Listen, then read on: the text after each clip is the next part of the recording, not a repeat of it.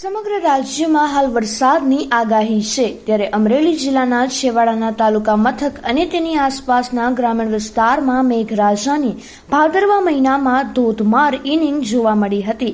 શુક્રવાર બપોરથી વડિયામાં મેઘરાજાનું ધીમી ધારે આગમન થયું હતું, જ્યારે રાતના સમયે ગાજવીજ સાથે 17 મીમી ધોધમાર વરસાદ વરસતા રાત્રિના સમયે વડિયાની બજારો પાણી થતી જોવા મળી હતી. સમગ્ર આ રાઉન્ડના 2 દિવસમાં 105 મીમી વરસાદ નોંધાયો હતો.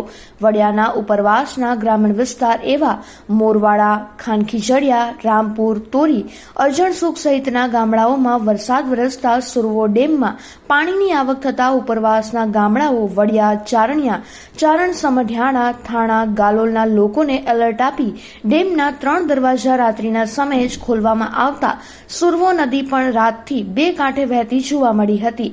ચોમાસુ પાકના પિયતના સમયે જ વરસાદ વરસતા ખેડૂતોમાં પણ ખુશીનો માહોલ જોવા મળ્યો હતો.